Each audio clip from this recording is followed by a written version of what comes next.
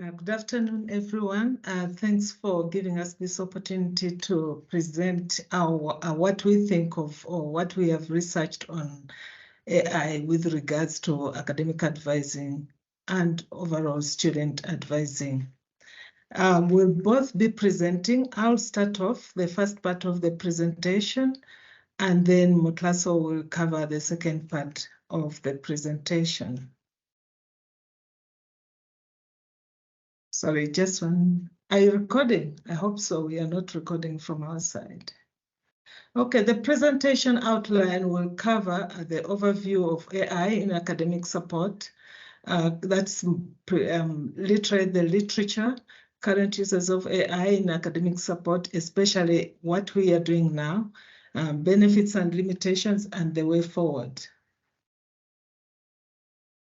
So just to put everything in context, we would like to explain to people what, broadly explain what academic support is, because the university normally offers a variety of support to students, but this work we are doing now specifically focuses on student academic support.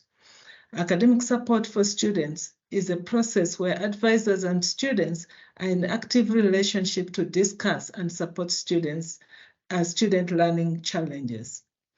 Normally, it can be generic. When I talk about generic, it means we address generic issues like time management, study methods, say reading questions, through workshops, and there we invite students, and that we normally do online. And then we have the personalized, where we have one-on-one consultations where students' challenges are unique. When we talk about what our group is called the STLU, which is the Science Teaching and Learning Unit, and the academic support academic support services we offer broadly placed under 3 pillars. That the first one is the student wellness and learning, where there's more educational interventions relating to anxiety, stress, and trauma, among others. And then we have the academic advising pillar, where we advise students on identifying and advising them on career path, students' time management, skills development, and all social and financial guidance, a lot of stuff covering a broad area of advising students. Then we have the academic skills development, where students are helped to develop academic reading, writing, note-taking, and critical question skills. And yeah, more of those in the line. This covers both the undergraduates and the postgraduate students. Okay, based on the research we did, this is the desktop research where we reviewed a few articles. We found out that AI in academic support systems can be categorized in systems which are highlighted on this organogram, where academic advising systems can be divided into intelligent systems and simple systems. Furthermore, the intelligence system can be broken down to a multitasking system and a single tasking system. Just briefly to highlight some of the things, with a simple advising system, this is something we normally use, simply representing data in a computerized form, and also facilitating communication with advisors with like emails, and we perform simple calculations or simple analysis tasks from, for example, quizzes, and when we do our workshops, feedback, so we get information which can help us advance in the advising processes. Then the intelligent academic advising system, where we are looking to go in the future. This one it automates academic advising tasks, generates customized advising and long-term academic planning using a logarithm. This is what we are looking at. How can we incorporate this in our current situations? And this, we are looking at also checking how we can use allow students to self-evaluate. It will reduce manual information loading. There's a lot we can benefit from that. So then when you look at a single tasking system, the system data extracted from the university student database using student courses can be used to identify at-risk students so that we can practice proactive advising. I think there's a lot more we can look at in that. That's the literature information. So based on that, we also found out there are some authors, Blixi and Ishalan, they proposed a 3 AI-based system for academic advising processes that could be adopted. The first one is, and this, why we highlighted this is because they fit into our work. They can enhance our work. There's more to it. We are just looking at the support system for students. So the first one is a rule-based expert system for recommending courses and developing study plans for the students, machine learning algorithm for identifying students at risk or failing a course at an early stage, and conversational AI chatbots to provide personalized digital assistance to the student. All the three systems integrate with the data in the current information system to provide personalized support and guidance to students and advisors. Now, what did we get out of this in terms of our work? We saw that we could redefine AI in academic support. And how do we place that? So we placed this into 3 sectors. The first one is that this AI can help scale up academic advising by providing advice to students 24/7, offering group advising through workshops.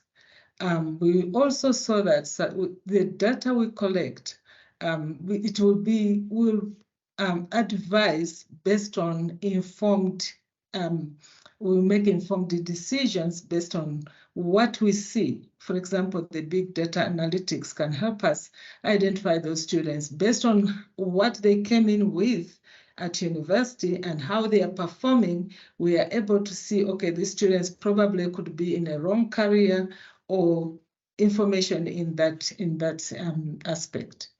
So we also anticipate offering personalized support using the AI.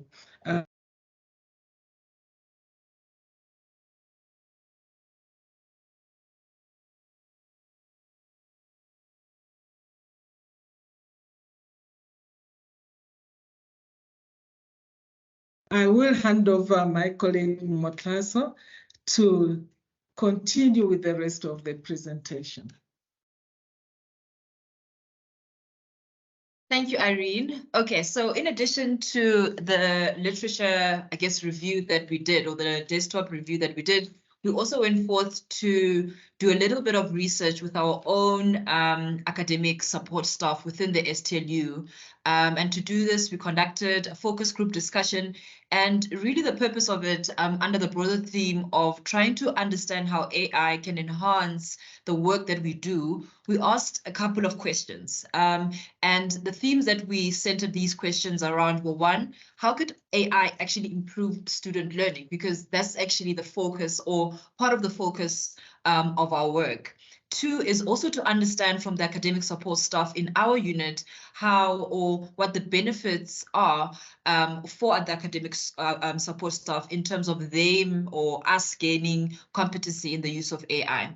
And then we also talked about how artificial intelligence can be applied in general academic support services. Irene alluded to some of the ways in which from existing literature that can be done, but we also wanted to explore this among current academic support staff in our unit. And then lastly, we also looked at how or what are the barriers of using AI in academic support services. So I think the immediate thing that came out of the conversation or the discussion is that we are currently using AI tools in the current work that we do. So in the beginning, we split and made you understand the different work that STLU does as a unit. So the academic advising, the academic skills development, etc.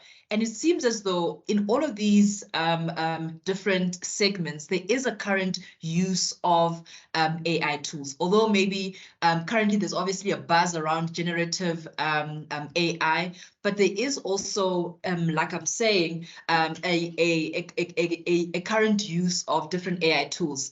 We spoke about how, for example, things like referencing softwares that we advise students to use when doing their research to assist them in terms of citations. There's also analysis softwares that help you to collate information and analyze them, Atlas TI, NVivo, etc. At the university, we also have, for example, BIS systems that track student progress and proactively advise students. And we also are able to, as academic support staff, use that information in the work that we do. There's the use of chatbots, and recently we're also starting to see students actually use generative AI like ChatGPT. And it's also about us being able to advise students how best to use these systems. So for example, if a student has written a piece of assignment or an essay, allowing them to actually understand that you can actually use AI to example, generate things like glossaries for you. So there is smart ways in which, as academic support staff, we do try to encourage students to actually make use of the existing AI tools that are in place.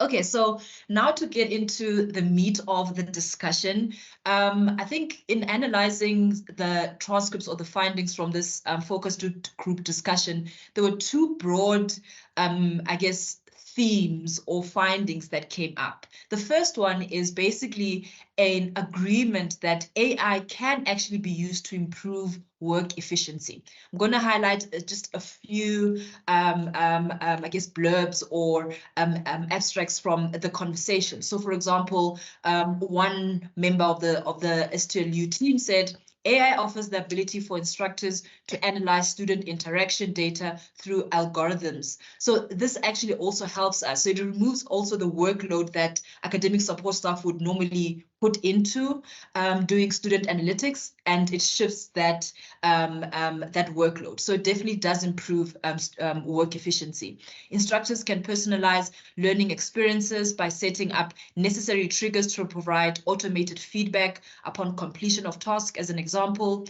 Also, AI has allowed opportunities to personalize learning pathways based on student interaction and learning progress.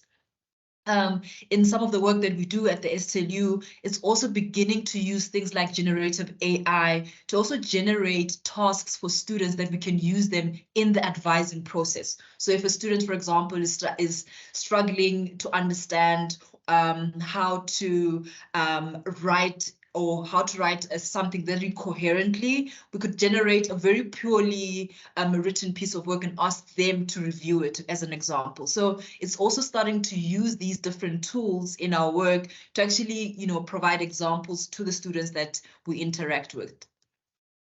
The second broad theme that came up from the findings is that AI can be used to also create student diagnostics. I alluded a little bit to that in the previous slide, but some of the findings that came out of it were, for one, it can be used, or AI can be used as a way to better understand students through performing diagnostics and using those to customize interventions. So as academic support staff, we also do provide a range of services through workshops, one-on-one consultations, etc.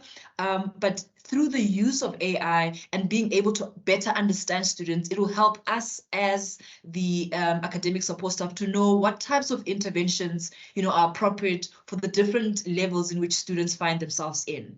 And another finding is that AI can be used to tailor the learning journey and create a personalized experience. You can use it to identify what students are struggling with, for example, create quizzes to find out what the students can use, and be able to assist them to learn in a way that is unique to them. We also started to think about more specifically on specific elements, for example, that perhaps students struggle with.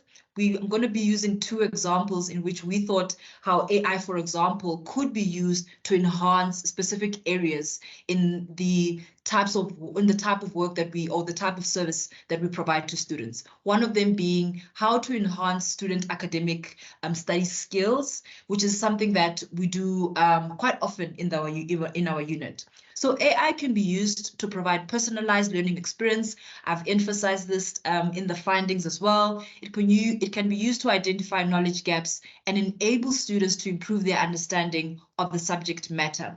It can be used to promote independent learning. So the ability of students to be able to use it even remotely actually motivates them to be able to interact in the learning process even without supervision. AI tools can stimulate human-like interactions to make it easier for students to grasp complex concepts and retain information using virtual tutors and things like chatbots. It also encourages students to take ownership of their work, which links well with the point I made around independent learning. It can provide instant feedback to students, which is also another point we spoke about earlier, that we are available in person for a specific duration of time. So being able to use these tools also, increases the amount of service or the amount of time that students are able to actually get assistance. So real-time feedback is essential for fostering a growth mindset and enhancing motivation.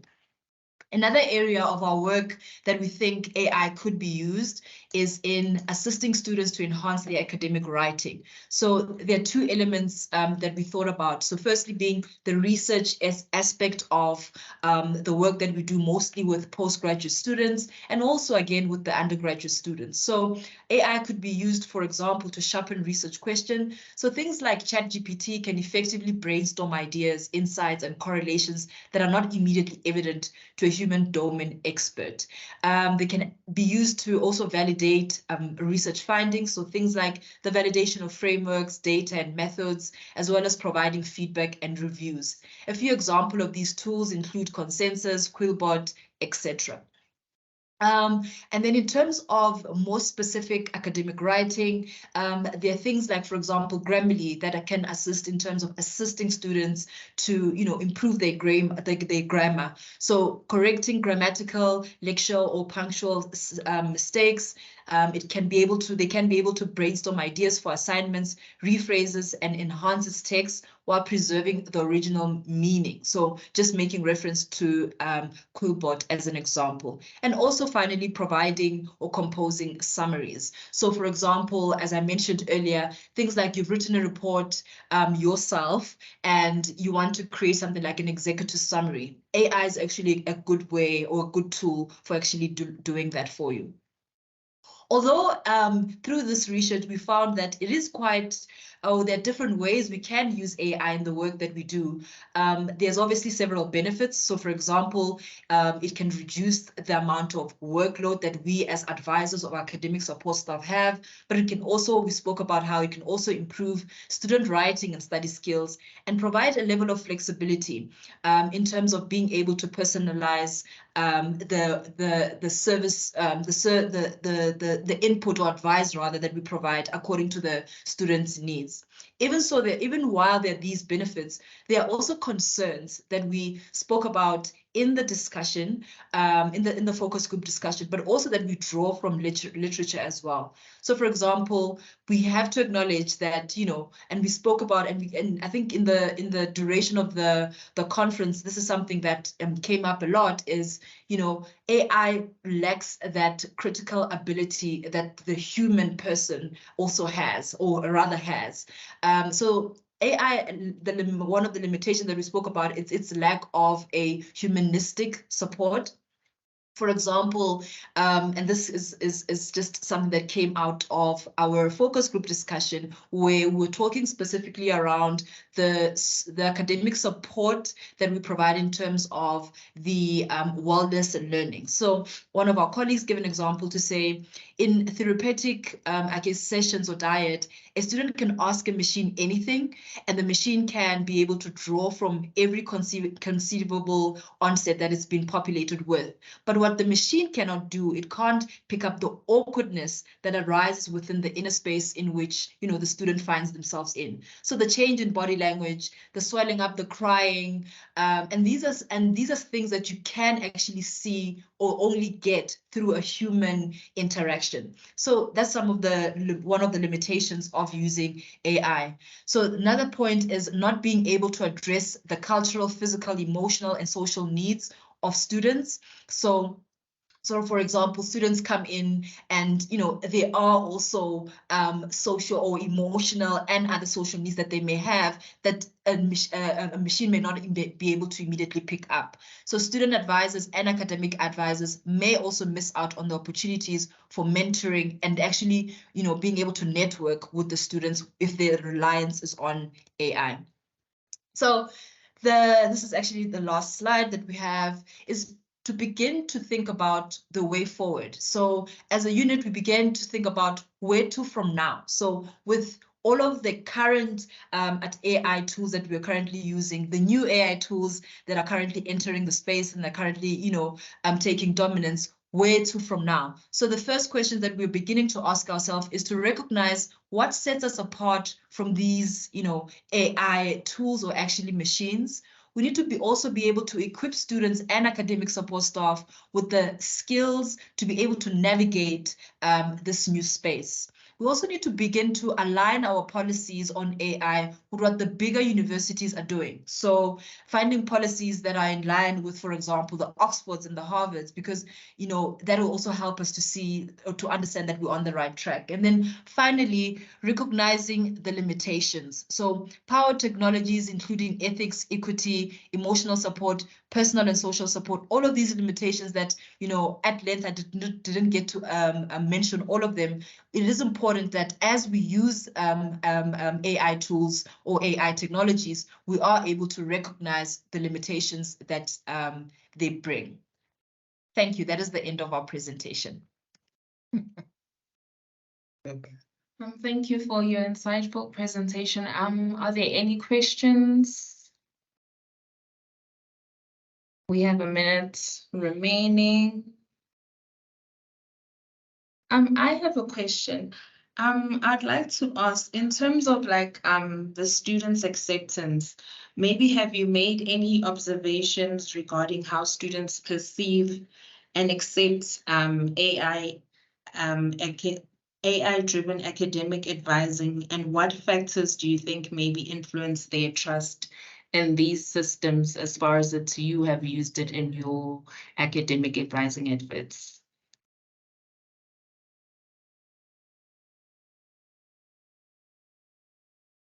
Thank you for your question, Zama. So I think in terms of the student's perspective, it's something that, especially with the generative AI, it's something that's a buzz among them. I think from a student's perspective, it's always trying to see how something else can actually take off the workload from you.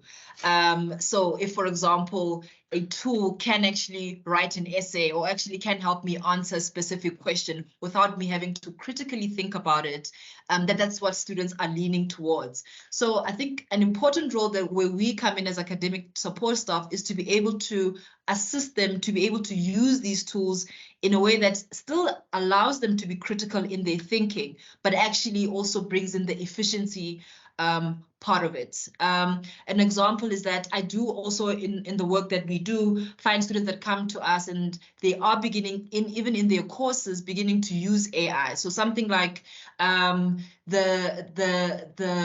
lecturer or the advisors would ask them, there's a piece of work that's been generated by an AI tool, critically review this and give us your input. So I think from our perspective, it's just trying to find ways in which, are, I guess, ethical, and that can actually help students to find ways in which can improve their efficiency while remaining critical in their work. Okay, thank you. Thank you to everyone and thank you to our presenters. So yeah, that's the end. I hope everyone enjoys their comfort break and the rest of the conference. Enjoy the rest of your day further. Bye.